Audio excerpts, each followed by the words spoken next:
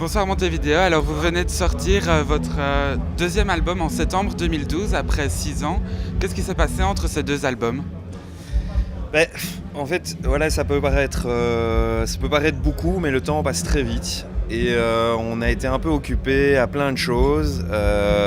En dehors du cadre de Montevideo, voilà, Jean a commencé à jouer avec Ginzu, on a eu des projets, on a fait un projet parallèle avec Compuphonic, on a fait plein de choses.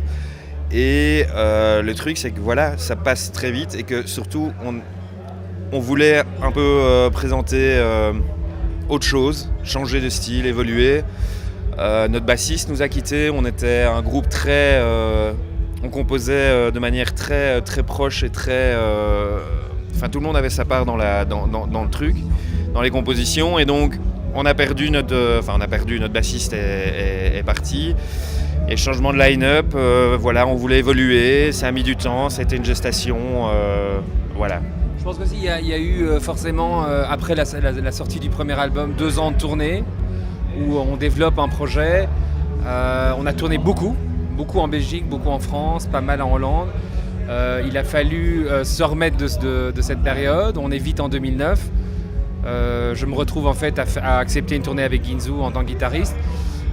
Chacun expérimente un peu des projets électro à côté. Je crois que c'est intéressant pour un musicien de se diversifier dans son style et de vivre un peu beaucoup d'expériences. C'est ça qui enrichit un album. Et finalement, c'est ça qui s'est passé sur ce disque. C'est qu'on ne se voyait plus Montevideo, première mouture, premier album, ce son disco-punk. On avait envie de passer à autre chose. On avait envie d'écrire des morceaux un peu plus aboutis. On avait envie de raconter un peu une histoire. Et je crois que c'est un moment où on est tellement exigeant qu'on n'est plus à une année près.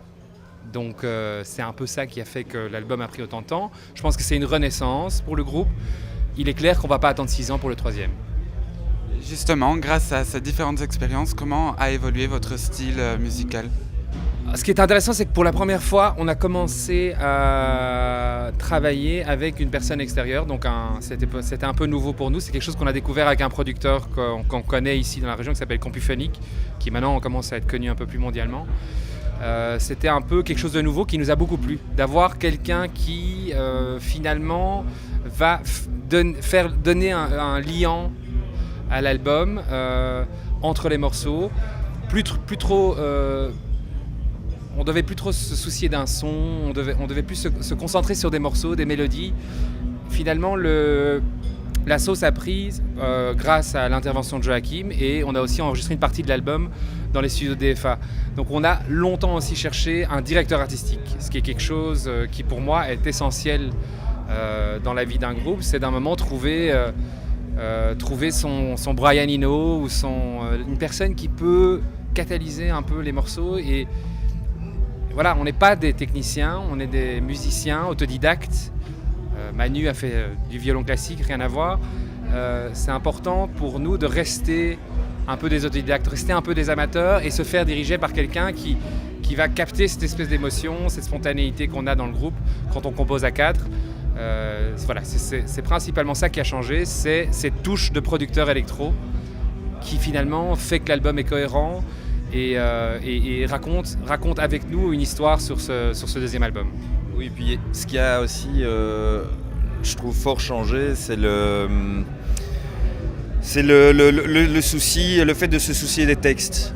C'est un truc, Jean a écrit vraiment des textes. Cette fois-ci, ça n'a pas, je veux dire, à l'époque du premier, c'était très spontané.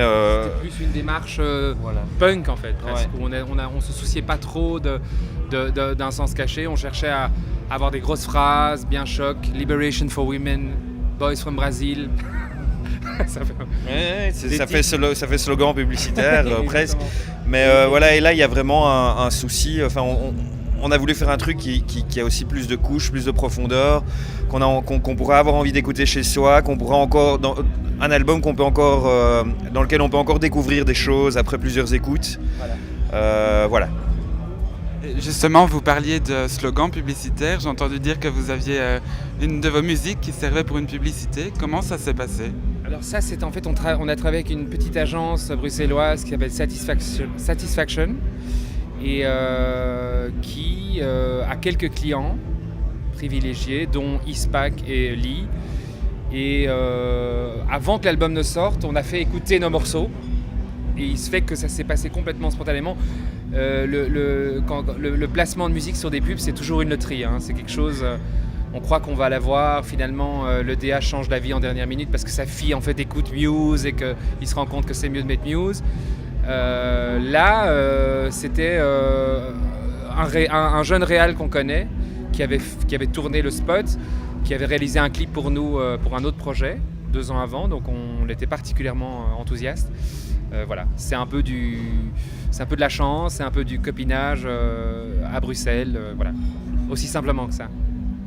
Cet été, vous serez au Francophonie pour leurs 20 ans. Comment vous appréhendez ce moment? Est-ce que vous allez préparer quelque chose de spécial pour cet anniversaire? On a très envie de faire plaisir à Charles parce que... On va chanter en français, on va traduire tous les textes en français. Et peut-être qu'on va faire un petit truc spécial. Je crois que c'est quand même un festival qui peut parfois être un peu considéré comme familial, populaire. Et en fait, finalement, Charles, c'est quelqu'un qui nous fait confiance depuis le premier album, qui nous avait déjà programmé à Herve il y a pas mal d'années et qui, il y a 2 ans, nous a donné la possibilité de nous produire sur cette scène ici à Herve et directement à Spa dans la foulée, sur base de 3 morceaux qu'il avait entendus. Voilà, il croit en nous, il croit en notre projet. Donc c'est clair qu'on peut peut-être lui faire une petite dédicace. Je sais qu'il apprécie particulièrement un morceau qu'on reprend, enfin qu'on a repris il y a 2 ans, voilà, on ne sait pas. On laisse la place au mystère, mais je ne savais pas que c'était les 20 ans par contre, ça c'est cool. Donc ce sera une surprise pour les festivaliers. Voilà. Merci beaucoup et très bonne continuation.